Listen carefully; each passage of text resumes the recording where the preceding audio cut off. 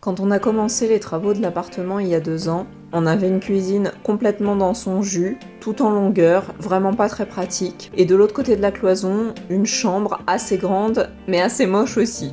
Dans un coin de la pièce, il y avait un petit lavabo vintage, le truc trop chelou dans une chambre, et de l'autre côté, une penderie qui envoyait pas franchement du rêve. Nous, notre projet, c'était de déplacer la cuisine dans une autre pièce et d'utiliser cette cuisine pour en faire une chambre. Évidemment, en l'état, la pièce était trop petite, donc il fallait qu'on déplace la cloison et aussi qu'on se débarrasse de ces petites marches et de ces petits conduits un peu chelous qui faisaient le tour de la pièce. Donc on n'avait pas le choix, on allait devoir tout casser. On a commencé par la cloison du petit placard, franchement c'était la partie la plus facile, parce qu'après on est passé aux petites marches dans la cuisine et on a vraiment galéré. C'était long, c'était chiant, ça faisait énormément de poussière. Au total, je pense qu'on y a passé une dizaine de jours, et notre calvaire n'était pas terminé parce qu'il restait encore toute la cloison à démolir. Et après tout ça, l'expression « dur comme du béton » prend tout son sens, je vous le garantis, surtout quand c'est du béton grillagé. Une fois tous les gravats déblayés, il a fallu encore poncer toute la colle à carrelage au mur, et on était enfin prêt pour la reconstruction.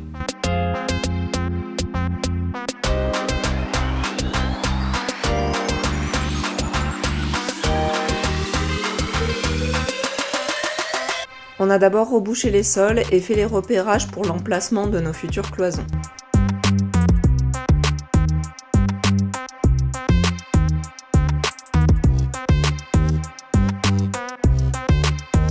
Au fond du couloir, on a conservé l'espace pour un petit dressing et à l'avant, on a créé un décroché d'environ 30 cm. En fait, on a préféré réduire un peu la largeur du couloir pour gagner de l'espace à l'intérieur des deux petites pièces. Une fois la structure en place, on a pu commencer à tirer notre électricité.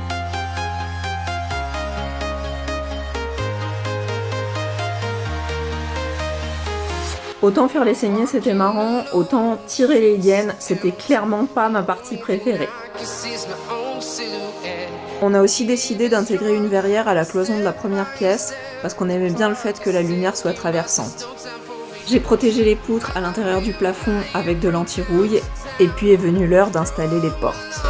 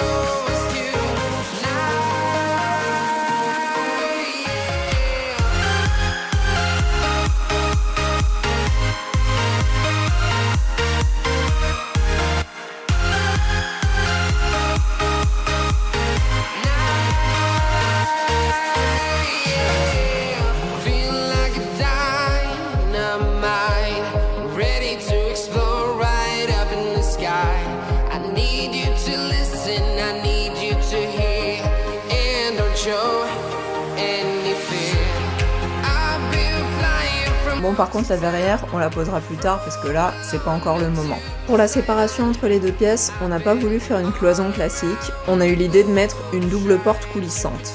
C'est des pièces qui sont petites, qui font moins de 10 mètres carrés chacune, et on voulait avoir la possibilité d'avoir deux pièces complètement séparées ou de pouvoir ouvrir pour réunir les deux espaces pour avoir une grande pièce si jamais on avait besoin d'une grande pièce. On a attendu des semaines avant de la recevoir et finalement quand elle est arrivée, on s'est rendu compte que pour l'installer, il fallait d'abord qu'on ait installé le sol. On est reparti pour la poussière.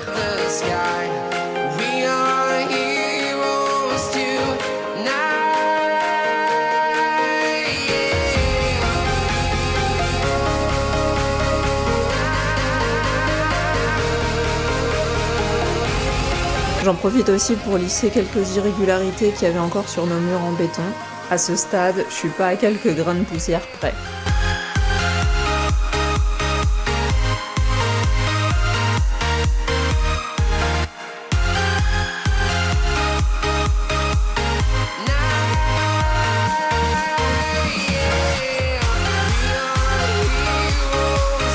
Après avoir tout bien nettoyé, on a pu passer à la pose de notre isolant de sol. Franchement, juste ça change déjà l'ambiance de la pièce.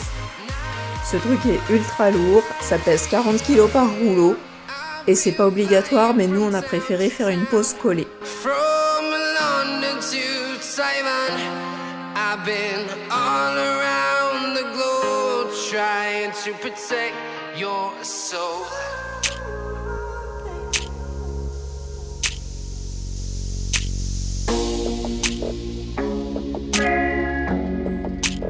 On a fini de reboucher les trous au plafond, on a dû s'y reprendre à plusieurs fois, tellement c'était profond. Pour pouvoir fixer le galandage sans attendre la pose du parquet, on a eu l'idée d'utiliser des petites planches de bois qui faisaient exactement la même épaisseur que le parquet et qu'on a pu venir positionner en dessous de la structure du galandage et terminer nos cloisons.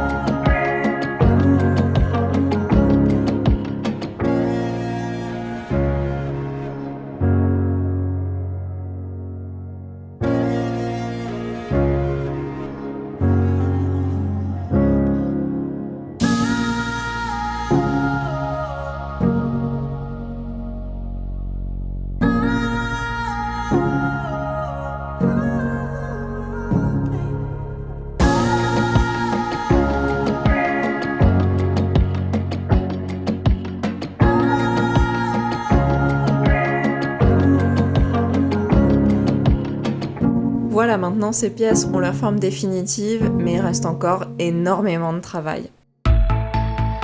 L'étape suivante, c'était de rénover les murs. Il y avait déjà toutes les bandes à faire sur les cloisons en BA13 qu'on a construites nous, mais surtout, il allait falloir qu'on rénove l'existant, et nos anciens murs, ils étaient franchement dans un sale état.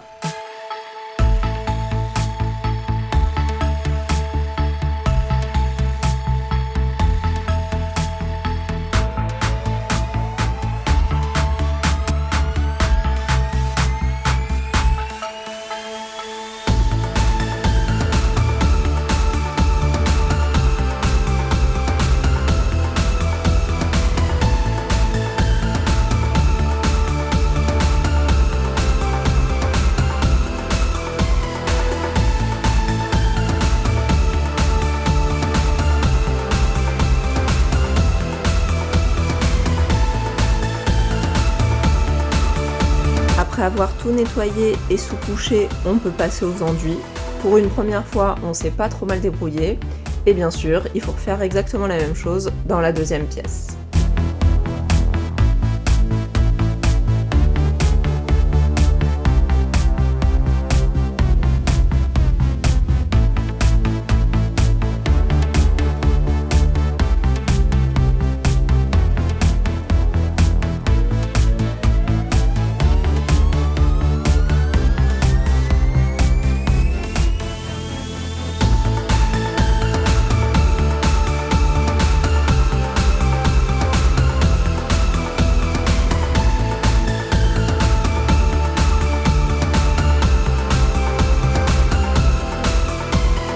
Oh là là, venez voir!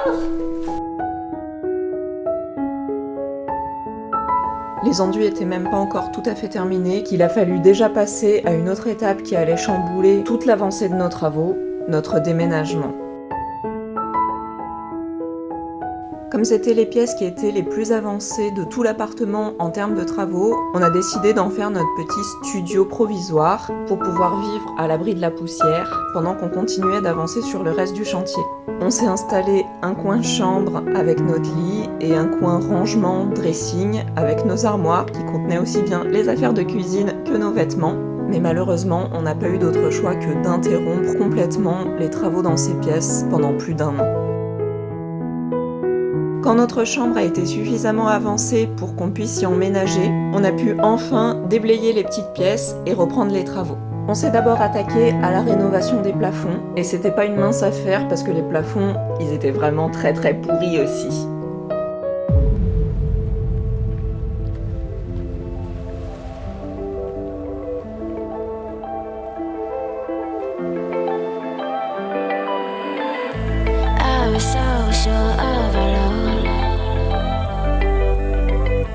Never thought of any reason, a doubt about us, and now I'm right back at the start.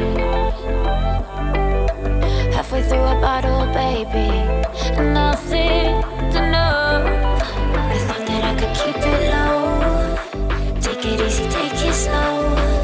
We ended up just like before, so take it easy, take it easy. I thought that I could keep it low.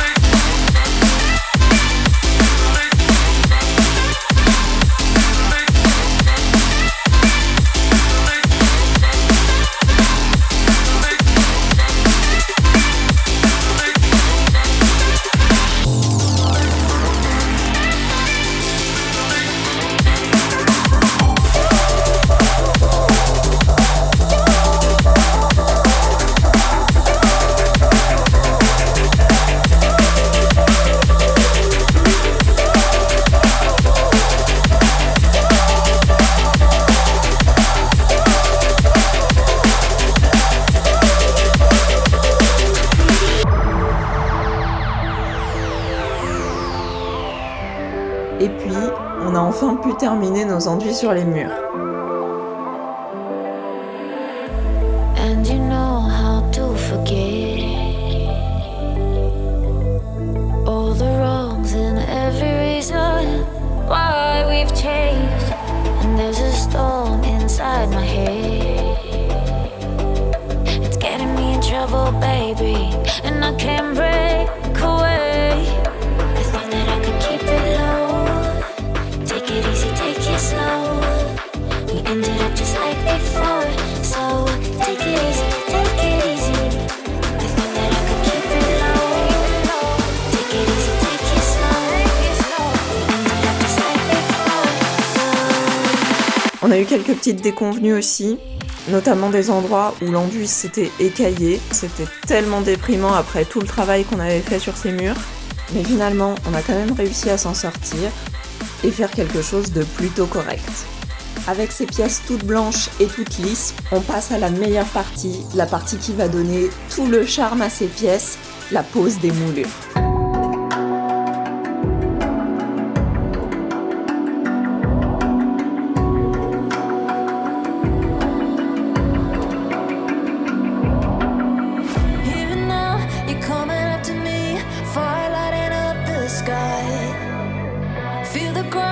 Shaking underneath, trying to take me alive.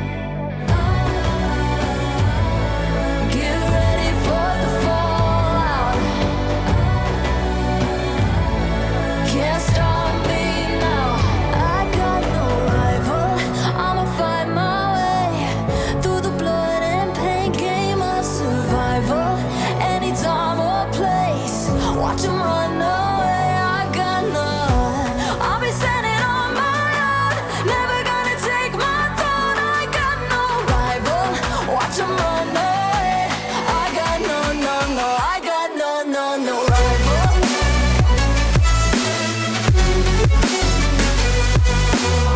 On a utilisé des petites corniches en polystyrène qui payaient pas de mine, et malgré nos plafonds vraiment pas droits, le résultat est quand même super cool.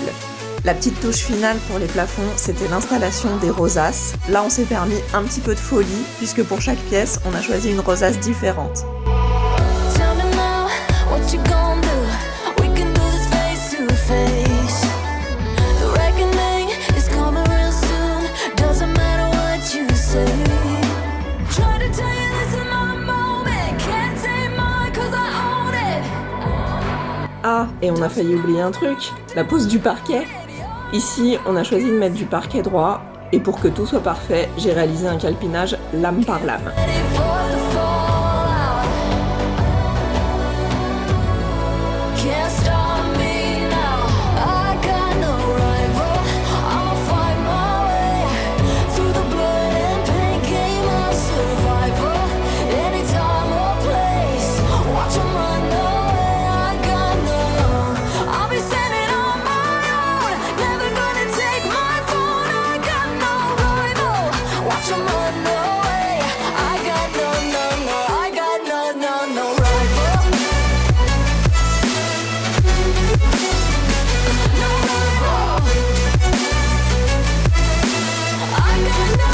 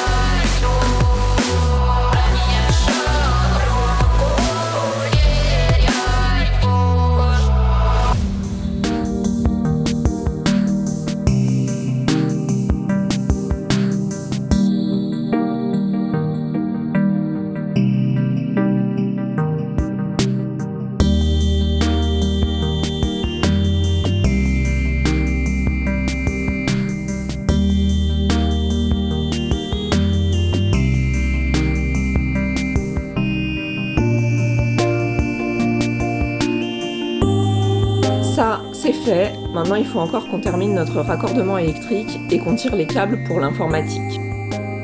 Et on peut passer à la pose des plaintes.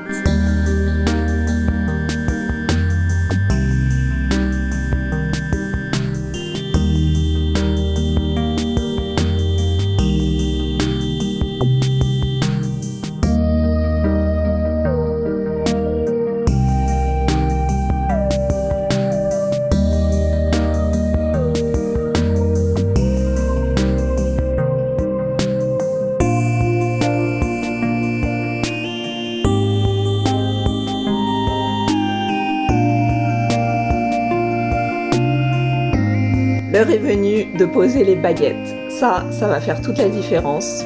On commence par tous les encadrements de portes, fenêtres, niches, verrières, et on peut enfin poser nos cadres murs.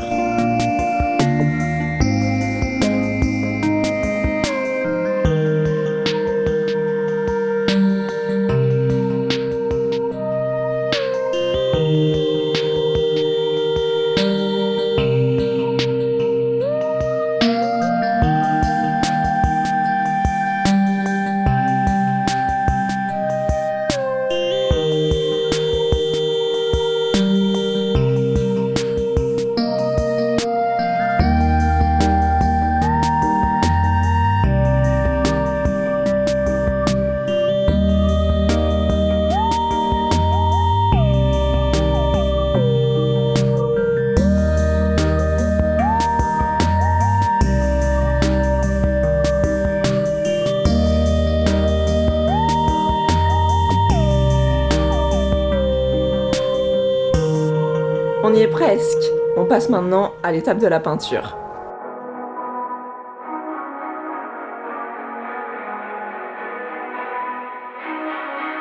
Hey, what the hell? Why you hanging on the roof all by yourself? I have an open invitation, but you're telling me go get lost. I don't wanna see your face. Yeah, what the hell? So why don't we stay out till the morning light? 'Cause two wrongs can make a right. We're just doing what we're feeling right now. So Chardonnay.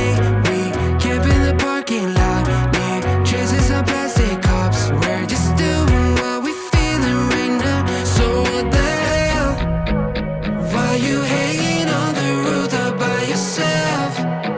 Après la couche d'impression, on avait encore quelques retouches à faire pour que les finitions soient nickel. Un peu de mastic acrylique au niveau des jointures, un ponçage léger sur les murs et sur les plafonds. Et puis il faut tout protéger puisqu'on n'utilise pas la même peinture de finition. Une première couche de peinture satinée sur les murs.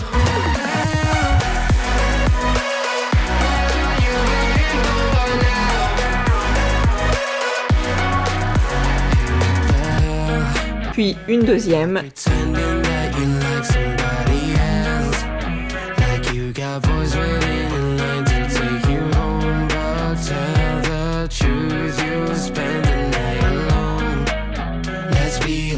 Et hop, on peut tout débâcher.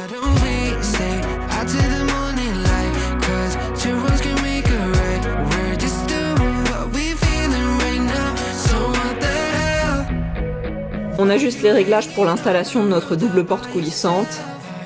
Et tada! On peut enfin séparer les deux pièces.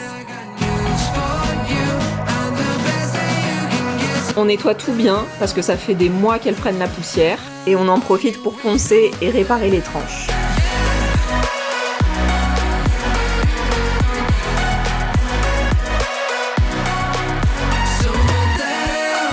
Puisqu'on doit bâcher tous les murs pour peindre les plafonds, c'est aussi l'occasion de faire la peinture des portes.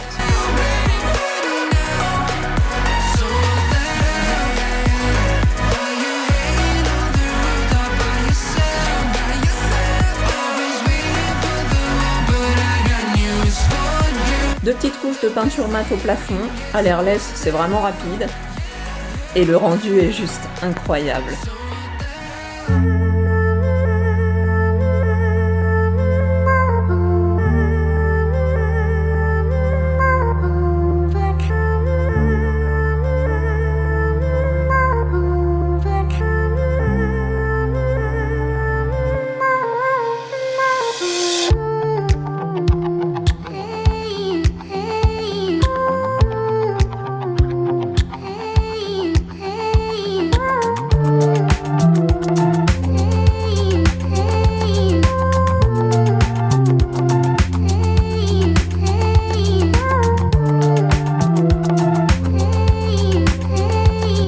En place, j'ai gagné le droit de retirer la bâche au sol.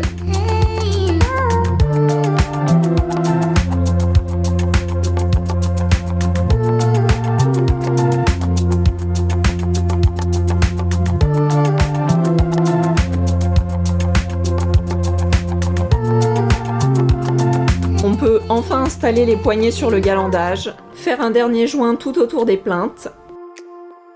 Et maintenant que tout est fini, on peut enfin découvrir les pièces terminées.